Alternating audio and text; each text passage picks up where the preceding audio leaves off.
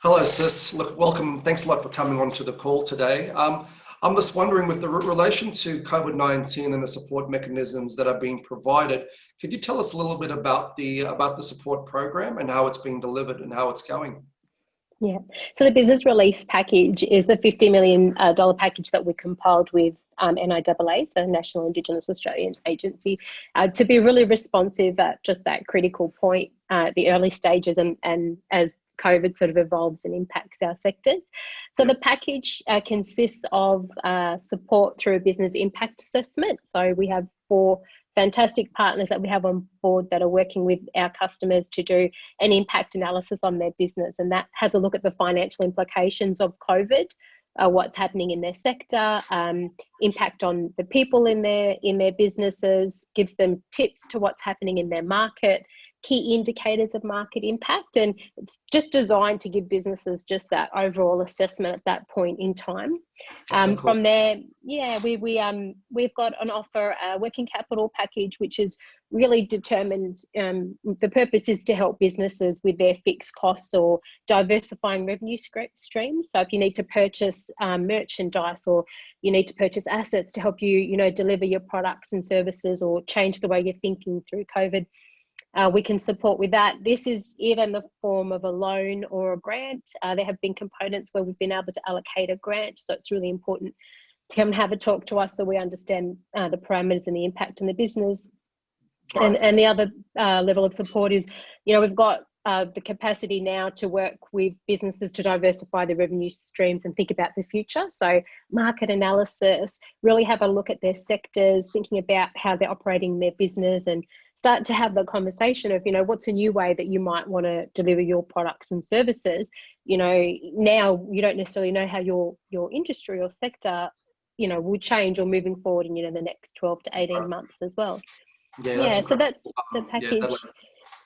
Yeah, we've had a great, really great turnout and turn up for it as well, which is really important. And I think through it as well, it's teaching businesses a lot about understanding we work hard, businesses work well and they work hard and very immersed in the operations, that sometimes you need to step out and have a look at the way your business is operating and the financial impact. So this has been a hard time to do that, but an important time to do that as well. And it's given businesses a lot of ideas of, and helping them see where they're really delivering their products and services well.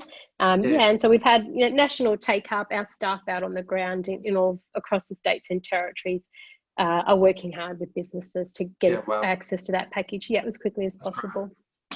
Yeah, it's interesting, during this time, obviously a number of, we keep hearing these key terms about pivoting, about leverage, about diversifying business, about business continuity, about this thing, and it's great that the program is doing that. What are some of the key learnings that have come out since the program's rolled out since April, Sis? What have been some of the key learnings that your teams have actually noticed? So above all, Indigenous businesses are resilient.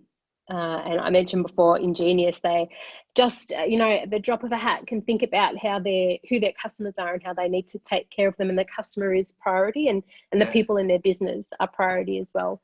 But what we're learning, I think, is that importantly that businesses can deliver their products in a different way. And so when it comes to that push, it's really forcing businesses into a position, you've got financial commitments, you've got responsibilities and commitment to your business and your sector. And so businesses are actually looking at, like I mentioned before, the way they're doing businesses as well. Financial management is critical and really important in all businesses. And unfortunately for our smaller businesses, it is a more complex conversation, and having your books and your accounts set up correctly, getting the right bookkeeper is really important, or making sure your accountant has set your books up so you can generate the right reports at any point in time to see how your business is tracking, but making sure that all the revenue that's coming in, all the earnings into the business are documented and tracked well, so that you make sure you can access other stimulus packages, so you've got a really sound understanding of where the finance is in your business as well. Right. I think financial management is one of the things that we're learning, predominantly has had a key focus for us, and we've done a lot of work to help businesses with their bookkeeping and get a good understanding of their financial capacity, even in servicing loans as they lead up to our package. Has it innovated the way you guys, in regards to the IBA teams, in relation to your particular role and what your team is focused on doing? Have you had to pivot and think about other innovative ways on what products you are creating and how you're delivering those services?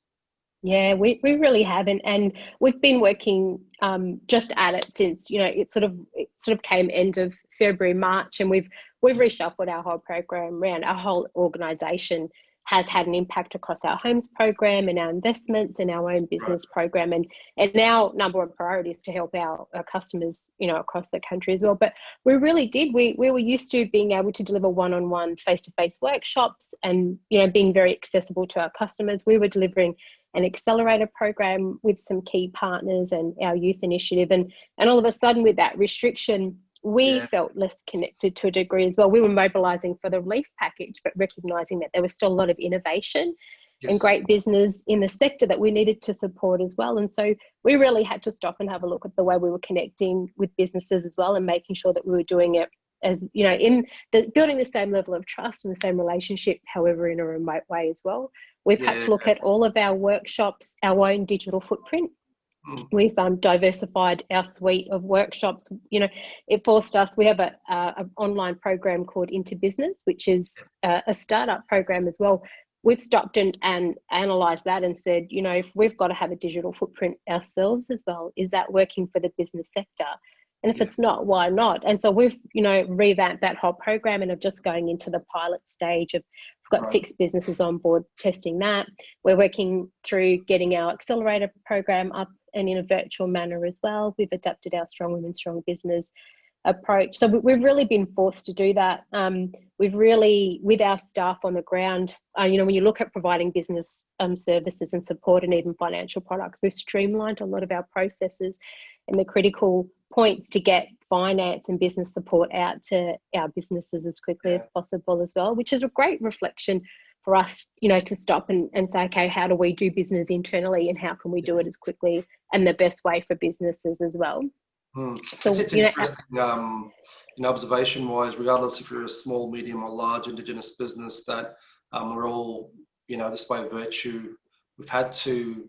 It's interesting that a pandemic, as negative as it is in regards to its impact on our community, and I don't underplay that, it's also it's also forced innovation that people have just been sitting on, like in regards to how you look at your business.